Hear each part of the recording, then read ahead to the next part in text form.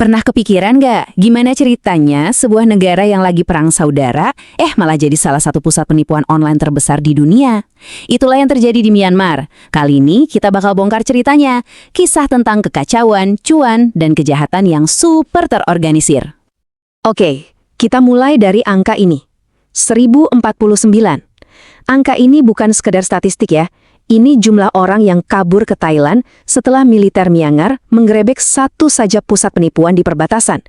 Bayangin, cuma satu penggerebekan yang kabur segini banyak. Ini nunjukin betapa gedenya skala masalah ini. Nah, ini kan jadi pertanyaan besar ya.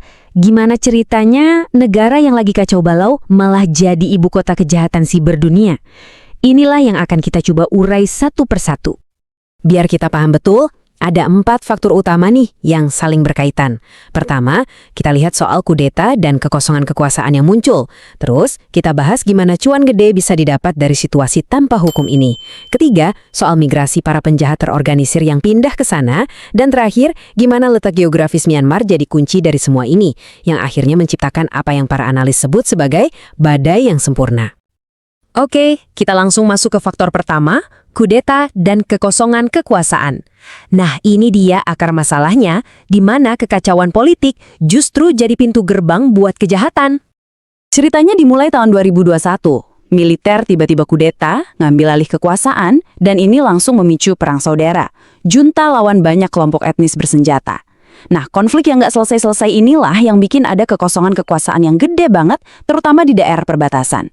Disitulah kendali junta militer paling lemah, dan disitulah pabrik-pabrik penipuan ini bisa tumbuh subur, tanpa ada yang ganggu. Kekacauan ini langsung nyambung ke faktor kedua, keuntungan dari ketiadaan hukum. Jadi ini soal hubungan simbiosis mutualisme, tapi antara para penjahat sama kelompok bersenjata yang berkuasa di sana. Nah, coba lihat deh gimana siklusnya berjalan. Pertama, sindikat kriminal bangun pusat penipuan gede-gedean di wilayah yang dikuasai kelompok bersenjata atau orang-orangnya junta. Terus, yang kedua, mereka bayar uang keamanan atau pajak nggak resmi ke kelompok-kelompok ini. Nah, ini kuncinya, di langkah ketiga. Sebagai gantinya, operasi mereka dilindungi total dari aparat hukum. Jadilah ekosistem yang aman dan nyaman buat para penjahat ini beraksi. Oke, jadi lingkungannya udah pas banget nih buat kejahatan. Pertanyaannya, siapa yang main di sini? Nah, ini membawa kita ke faktor ketiga yang nggak kalah penting, migrasi para penjahat. Ini tuh persis kayak efek domino. Jadi ceritanya waktu pemerintah Tiongkok lagi gencar-gencarnya berantas judi ilegal dan cuci uang di tempat kayak Makau, para sindikat ini kan nggak hilang gitu aja. Mereka cuma pindah, mereka cari rumah baru yang aman, dan ya perbatasan Myanmar yang tanpa hukum itu jadi tempat yang sempurna banget buat mereka. Dan kejahatan yang mereka bawa itu canggih dan kejam banget. Salah satu yang paling terkenal itu namanya pig butchering. Ini bukan tipu-tipu kilat ya. Penipu ini bisa berbulan-bulan bangun hubungan, bikin korban percaya banget, sebelum akhirnya disembelih. Hartanya dikuras habis. Dan yang bikin miris, yang kerja jadi penipu ini seringnya korban juga.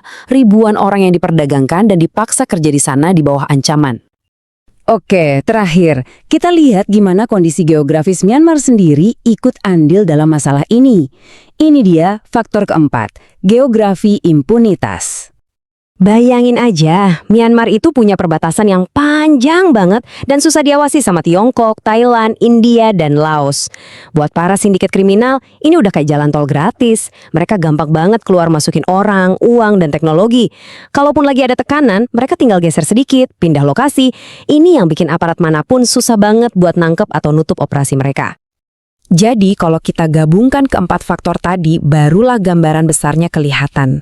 Inilah yang kita sebut badai yang sempurna. Di sini kita bisa lihat rangkumannya dengan jelas. Jadi, masalah ini bukan karena satu hal aja. Kekacauan politiknya itu membuka pintu. Terus ada backingan lokal yang kasih perlindungan. Datanglah para penjahat dari luar negeri yang bawa modal dan keahlian. Dan terakhir, geografinya bikin semua itu bisa terus berjalan lancar. Semuanya saling menguatkan, menciptakan lingkaran setan yang kita lihat sekarang. Hasil akhirnya bukan main-main. Sebagian wilayah Myanmar itu udah berubah jadi kota kejahatan betulan. Kita bicara soal kompleks-kompleks raksasa yang dijaga ketat, yang saking gedenya bisa kelihatan jelas dari seberang perbatasan di Thailand. Jadi ini bukan lagi operasi sembunyi-sembunyi, ini udah jadi industri. Dan ini semua membawa kita ke satu pertanyaan terakhir yang cukup bikin merinding. Kalau kejahatan udah jadi bagian dari ekonomi sebuah negara, bahkan jadi sumber dana buat pihak-pihak yang bertikai dalam perang saudara, apa bisa kejahatan itu benar-benar diberantas? Nah, ini tantangan yang nggak cuma buat Myanmar, tapi juga buat kita semua di dunia yang makin terhubung ini.